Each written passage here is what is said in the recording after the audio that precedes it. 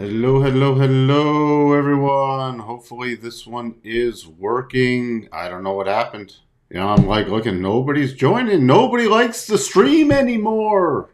Monday morning, I didn't change anything. Then I look on YouTube after updating everything, the thumbnails and doing everything you got to do to get it live, and it's like scheduled. What do you mean scheduled? I hit go live now. Oh. Mondays. How is everyone doing? But we are live now with a shorter little intro. I'll have to update everything later after the stream. So we shall see what is going on. Looks like there's some weird stuff like processing. Oh boy.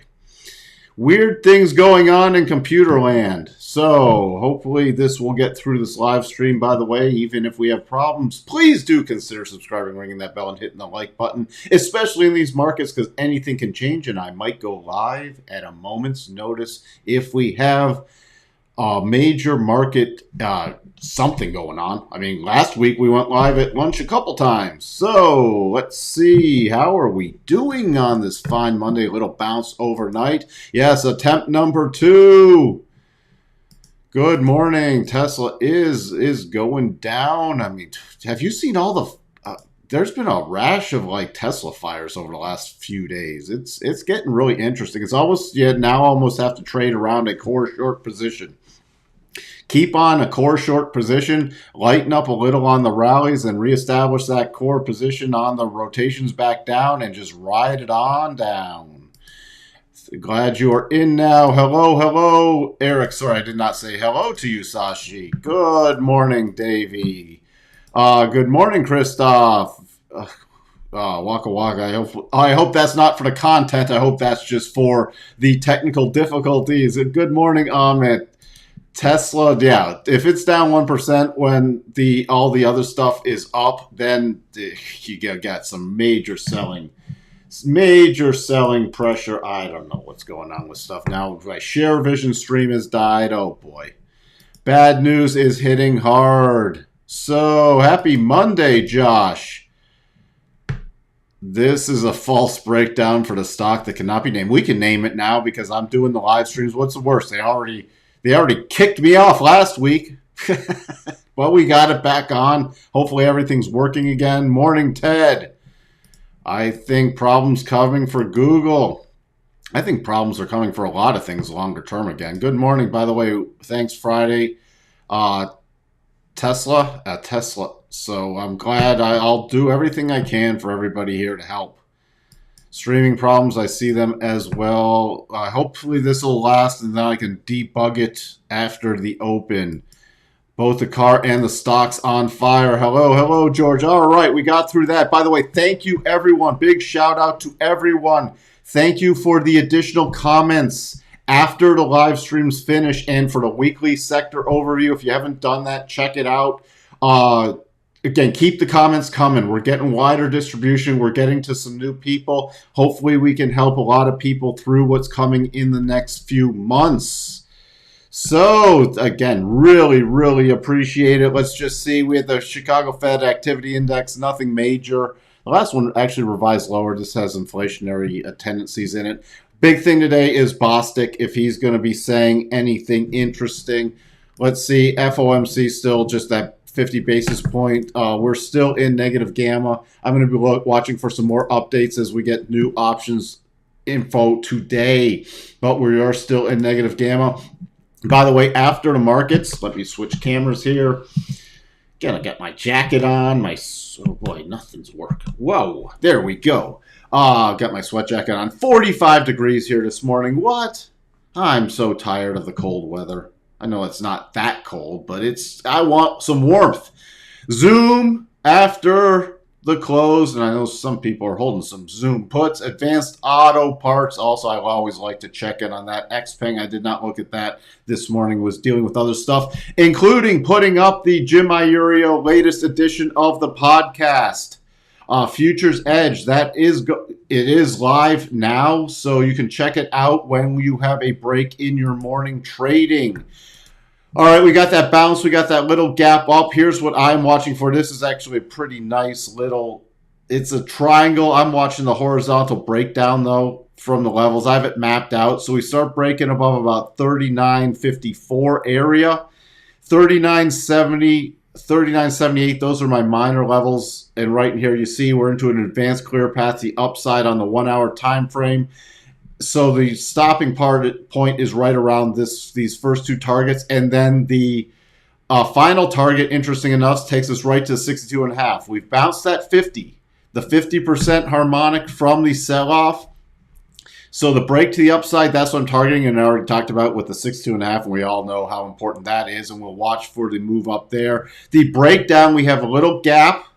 Pretty much the first target from the horizontal channel is the gap fill. So if we start breaking down, especially below 39.19, not even below the lows, I'm watching this key close, then I will target the gap fill. And if we came back lower, you do have a clear path move. Remember, we have that clear path move down, which then when you get the reversal, another clear path move with very few stopping points coming up. So keep that in mind. From the overnight data, if you're mapping this out, I'm staying in short-term bullish mode unless the key line, the sand. So even if we did the pullback, remember, between the 50 would be about 38.81, the 62.5 would be 38.63. You don't want to see a close back below 38.63, but even if you pulled the horizontal channel and went a little lower to this 50, I'd be watching for a bounce play. It would just be to retest to see how firm the buyers are. We start getting below that 62.5, though, I'm watching for a retest of Friday's lows, that low area, not necessarily the exact low. So that is how I am mapping out the day today. Just a reminder on a daily basis, if you get a close above Thursday's high, 39.43.50, it is an aggressive buy. Why is it aggressive? It's against the daily rotation zone, so you have to be very nimble. These aren't longer-term buys yet. The only longer-term buy, as I reviewed yesterday, we still have the potential double, which we're a long way off from triggering, and that's the only thing that would lead me to hold for a slightly longer term. And when I say slightly longer term, I'm talking potentially days. I'm not talking weeks at this point. All right, let's see where we are. Rich, you're bearish for today. Rich, I never got that email you said you sent. Let me know what happened. If I got other stuff, so did it bounce or something else? Black Monday? You guys with your Black Mondays or your Black Tuesdays, Wednesdays, Thursdays. You know, every day we're longer term, yes, bearish. If this little bounce can't hold, although even if we retested this lows areas, it wouldn't bother me. You know, we still, daily cycles are trying to bottom, so we could easily retest the downside today before we get a cycle turn up on the daily, but also weeklies are at the bottom and turning up, so I am expecting that slightly longer bounce. If we don't get it, that would just show how weak the market is.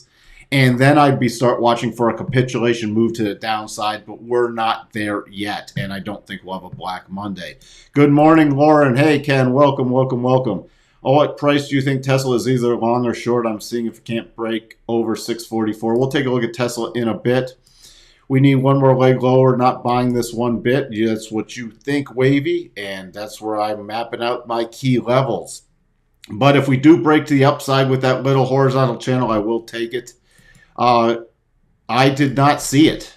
Did you get a bounce back? Again, support at Path Trading Partners. Just let me know what happened. Even put a note in Discord for me. Costco, my short this week on my watch list. If Target got crushed, expecting Costco to do the same. Remember, Costco, let's check that out after the close today because the Costco earnings are coming up this week. And the PE is very, very high still on Costco. I think there's more downside damage in Costco. Xpeng, thank you. I did not have a chance to look at that. Was dealing with too much stuff this morning. Xpeng gave a horrible outlook. Thank you for letting me know that. Qualifying size of puts closed due to 520. Quantifying size of puts due to 520 OpX. How about we make new lows today? We flip back short-term bearish. No. Unless if we have that move below, start getting the move below that 62.5 I just showed you, it would be intraday short-term bearish. If we break with momentum downwards below Friday's lows, then I will start watching. Then we could get a capitulation move. we could potentially get a capitulation move, which we have not had yet. So I just play the capitulation move before getting rotating in back to bullish. Nasdaq, there wasn't any great patterns here. Running up, you see the rotation zone. And what do I talk about generally? We tap the rotation zone, do a pullback move, and then go through it. So right now, just on the NASDAQ, I'm watching about 11,895. Here's the level I'm watching going into the open. We start breaking below that. I'm targeting the gap fill. And short term then, very short term, I'm just using these harmonics to the downside. Those aren't the harmonics. These are the harmonics. And look, the first harmonic is the gap fill. And this is the gap from Sunday night futures, little gap. Same exercise. Same exercise with the NASDAQ. The 50% coming in. Right? We got actually a major harmonic there, about 11,770. And then when do I tip bearish? 11,698, 11,700 if we get some key closes or momentum, and that would be for a retest of the low area. Remember, the retest of the low area is between the 87.5 harmonic to the 100%. It can be anywhere in that area. So how do I play it? I fine-tune it with harmonics going down, and I look for prior key price action in those areas. If we were to break low, just lower, my next level is 11,456. To the upside, we start breaking above about 12,050. We're into a clear path. The next major target for me is about 12,175, which would be the 72.5. The Dow, I just got to get through this because we were a little late in starting. Dow also break up and break down. Dow is actually acting the strongest this morning, holding up right at this breakout area. So my full target on that is about 31,766.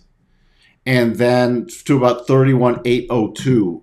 Another clear path move to the upside. So I'll be using harmonics to fine tune this. If we break below 31,352, then I'm watching for a full target of 31,151. Same exercise. You can do this at home.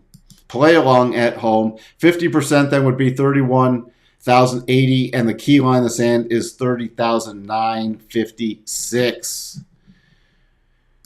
Russell, I'm not going to, there's just not a lot of great patterns in here right now. So I'm just going to use the short-term moves above about 1,800 or to break down. You have a little double here on the Russell, and it is completely a valid double.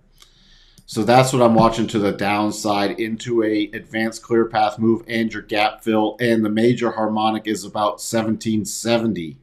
So that's my breakdown play in the Russell. Not much going on with the DAX. It already filled the gap and sitting in this consolidation area. So I don't have any great price action trades on the DAX at the moment. Although if it does roll over about 13,965.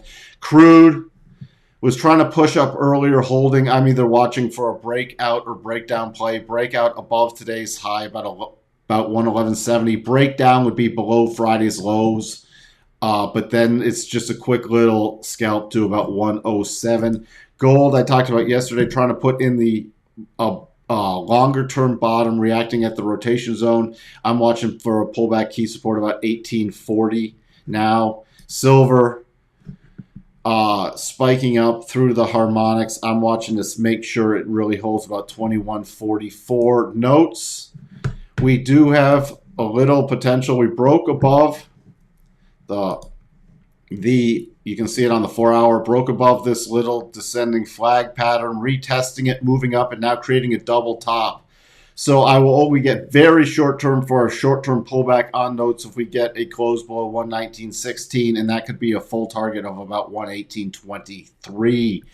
If that does not trigger, I'm still watching for the continued rally, and still long-term I am in a more medium-term bullish mode. We're getting the first reaction off the weekly rotation zone, which you generally get the pullback and then the next push through. Dollar index pulling back as we triggered the head and shoulders, and first target is hit. So we're getting a little pause here, and then watching for the next rollover play to 101.81, 101.29. Now let's get to Tesla. Tesla pre-market 658. They closed 653. So there's a minor little gap, but that will probably close unless the NASDAQ breaks down. For short term, since Tesla's really beat up, I'm really focusing. We do have a clear path move. Minor 671, then my short term is back to 690 on any rally. On a rollover play at this point, breaking down, again, I'm watching for the rollover plays, but the harmonics lower, you can see here, cluster 611 to about 613, then 594, then 573. So those are the levels to the downside. So that's what I am focused on. If it did get the little bigger, this really the 690 area is key. Why? Because you got the 1 hour rotation zone on the top of it, and you have the 4 hour rotation zone closing in and the prior support area. So that's really for starting to watch for another. That's where I'm starting to watch for more bearish rollover plays again. Where do we sit? NASDAQ target this week is 11,200. You are really, really bearish. If we can't even get a bounce off this, and this market's that. If we hit that, we'd have a capitulation move, though. So you're not necessarily looking for the close so you're not necessarily looking for a close on the horizontal channel entry, if I understand correctly. On those little horizontal channels, since they're so small, well, I'd want at least a 5-minute close, unless we get major momentum off the open, because they're a little bit away. But I'd at least want a 5-minute, preferably a 15-minute close below those levels. Unless if we get major momentum off the open, then I just have to think of it taken out really quick. Other than that, I want it to really start proving itself. The Dow is actually holding up the best. So the Dow's leading to the breakout to the upside. The NASDAQ's the weakest. So it's going to be very interesting. Again, tactical trading, the first 5-10 minutes are going to make the difference. Why are you drawing this double when there's actually no double? There's still a double on, there's these longer term. This is still valid. Christoph, this is still a valid double. There's not one. There's one on the NASDAQ. Yeah, this is still barely valid, and the S&P is valid. The Dow is not valid. Monkeypox, World War III depression is coming. Wow, you guys, I want to see Peloton at 0 and Tesla at 69. Sometimes I think you're just saying stuff. Rich. So that's where I am sitting right now. Let me just peek at the Qs. The Qs, little slight gap up. The key area for the Qs I'm keying off of is this 296. Where is it? 296, 70, 60 area. That gets me short-term bullish. What would be the bearish breakdown play on that would be, as long as it doesn't get the close below roughly 285.40. So that's where we sit.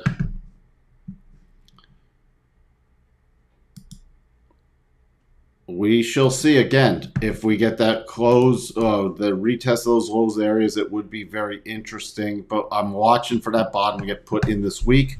With that, I got to finish my prep. Sorry for the delay and the trouble with the live stream. I will try to figure out what's going on. I will talk to everyone. If something major happens, I'll come for lunch. If nothing, if it's just a normal trading day, you'll see me after the close for the regular time, and we can take a look at some stuff like Costco also after the close. I'll talk to everyone later.